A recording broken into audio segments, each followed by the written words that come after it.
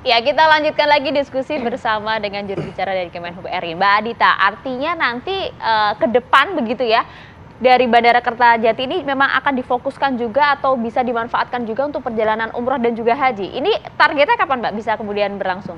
Itu sudah jalan. Sudah jalan? Ya, bahkan di tahun ini ya, tahun 2023, haji tahun ini juga sudah melakukan embarkasinya dari Kertajati untuk 5 kabupaten dan kota yang ada di sekitar ya. Jadi sebenarnya inisiatif pemerintah sih sudah sangat banyak ya, termasuk juga untuk umroh. Umroh sudah dilayani oleh beberapa maskapai. Nah, memang ini perlu tidak melulu hanya dilakukan oleh Kemenhub sebagai regulator dan maskapai ya, dan juga pengelola bandara dalam hal ini Angkasa Pura II. Tapi juga masyarakatnya sendiri dan dibantu oleh tentu kementerian yang lain. Kalau kita bicara umroh dan haji, Kementerian Agama itu memang sangat suportif, tapi juga ini kita perlu dukungan dari para biro-biro haji dan umroh, dan lain-lain ya. Travel ini ya.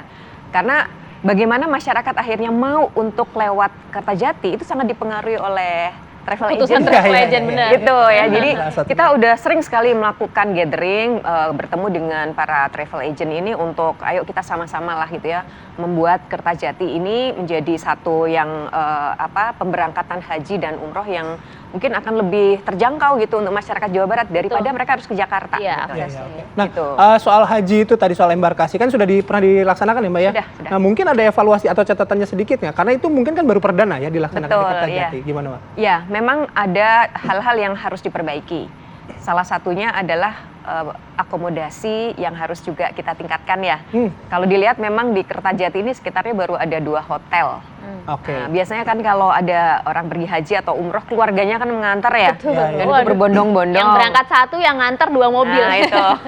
Jadi memang kita butuh ada tempat-tempat akomodasi yang memadai, dan ini juga kita sudah bahas bersama Pemprov untuk bisa dibangun lebih banyak. Juga asrama haji, kita akan buat juga tentu bersama Kementerian Agama agar ini lebih memadai juga ya. Semua infrastruktur pendukung untuk haji dan umroh itu yang menurut kami harus terus ditingkatkan. Karena kalau kita mau bicara jangka panjang, pasti angkanya akan terus meningkat dari tahun ke tahun gitu. Dan kalau kita siapkannya lebih baik, ini tentu minat masyarakat juga akan lebih baik lagi ya ke depan. Dan memang sarana itu kan yang dibutuhkan ya oleh masyarakat gitu untuk kemudian memiliki ketertarikan. Bicara angka yang meningkat setiap tahun, sekarang yang existing di Kertajati berapa maskapai Mbak? Sekarang ada 3 maskapai. Ada AirAsia, Citylink, dan Super Airjet. Itu kan buat lokal dan juga internasional ya, Internasional, betul. Nah, kalau hitung-hitungannya Kemenhub nih, kira-kira dalam jangka berapa waktu ke depan nih akan menambah atau mungkin ada operator yang bisa beroperasi di Kertajati? Target-targetnya Mbak? Ya, ini kan sebenarnya yang berpindah ini yang selama ini beroperasi di Hussein. Jadi memang 3 maskapai ini yang mengoperasikan pesawat bermesin jet di Hussein, dan sekarang memang secara aturan kita harus pindahkan. Sementara 3 ini, dan setiap hari ada 16 penerbangan, ya kita tentu akan melihat bagaimana potensi dari demand-nya itu sendiri ya. Seiring dengan demand pasti nanti maskapai juga akan berusaha menangkap peluang itu kan. Dan kalau demand-nya naik, otomatis pasti juga nanti supply-nya akan ditambah. Nah, sekarang kita tentu lihat dulu existing-nya seperti apa, bagaimana minat masyarakat, karena ini masih challenging juga, masih menantang juga membuat masyarakat mau terbang lewat Kertajati ya. Ya tentu dengan bantuan media juga kita sampaikan Kertajati siap, aksesnya juga mudah gitu. Harapannya nanti minat masyarakat makin membaik, belum lagi pariwisata juga makin baik, jadi nanti pergerakannya akan bertambah dan harapannya nanti maskapainya juga bisa bertambah. Itu dia harapan itu. Kalau misalnya hitung-hitungan masyarakat sih biasanya fokusnya kalau enggak jarak waktu oke, masih aman. Sarana tadi udah sering keluar kota. Sarana kalau sarana tadi memadai gitu ya. Harganya aja dia semoga hitung-hitungan masuk gitu kalau dari Kertajati. Harusnya sih itu bisa juga ya Mbak ya dikomunikasikan dengan maskapai. Iya betul. Soal harga ini kita sangat menyadari ya, berangkat dari Kertajati sesuatu yang baru. Kan masyarakat pasti lihat-lihat ya kan. Ya, komparasi lah ya. Sangat wajar dan sangat manusiawi kalau hitung-hitungan ya. Banyak masyarakat kita kan kaum mendang-mending, Mbak. Itu dia. Termasuk saya. Nah, itu. Makanya kita kan juga sudah meminta kepada maskapai dan juga tentu dengan pengelola bandara untuk bisa memberikan harga-harga promo lah untuk saat ini. Kalau dilihat harga tiket dari Kertajati setidaknya ke beberapa trayek ya, ke beberapa rute, khususnya yang ke Bali, itu harganya akan jauh lebih murah. Oh, wow. Karena Dibandingkan masih dari masa Suta ya? promo.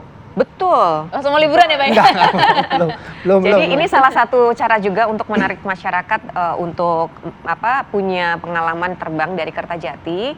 Ya tentu ini akan kita lakukan dan kita evaluasi secara berkala. Apakah promo-promo ini efektif ya untuk mendorong minat masyarakat. Nah tentu nantinya kita lihat kalau memang masih ini kita bisa perpanjang gitu.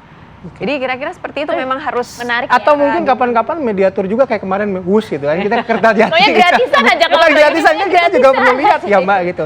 Nah, satu lagi nih terakhir Mbak Adita, dengan hadirnya Bandara Kertajati gitu ya menggantikan Bandara Hussein, apa yang ingin disampaikan sebenarnya, value yang ingin disampaikan oleh Kementerian Perhubungan pada masyarakat?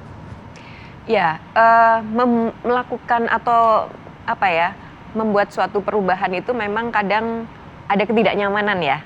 Yang sudah nyaman terbang dari Hussein, apalagi kalau orang Bandung dekat sekali kan. Tentu ini membutuhkan perubahan perilaku, perubahan kebiasaan. Ya, ini kami harapkan masyarakat bisa terbiasa dengan situasi ini. Tentu dengan pemerintah melakukan berbagai hal tadi ya. Satu, memberikan kemudahan akses, memberikan berbagai promo ya, melakukan sosialisasi. Ya harapannya masyarakat pun juga ada keinginan untuk melakukan penerbangan itu karena accessibility-nya sudah kita siapkan. Dan tentu ini semua semata adalah untuk keselamatan dari penumpang itu sendiri. Itu yang paling penting ya, Mbak? Ya, itu yang paling penting karena tugas utama dari Kementerian Perhubungan adalah menjaga keselamatan transportasi. Dan kalau kita tetap melakukan itu di bandara sebelumnya, ya ini tentu ada aspek-aspek keselamatan yang harus kita pikirkan. Jadi sekali lagi mohon pengertian dari masyarakat dan jangan ragu-ragu untuk terbang dari Kertajati, apalagi sekarang masih promo. Oke, ditunggu undangannya ya Mbak Adita ya, ditunggu undangannya sekali lagi. Makasih ya. Mbak Adita terima kasih Terima kasih atas banyak. waktunya sudah bergabung Ya. bersama kami pagi hari ini.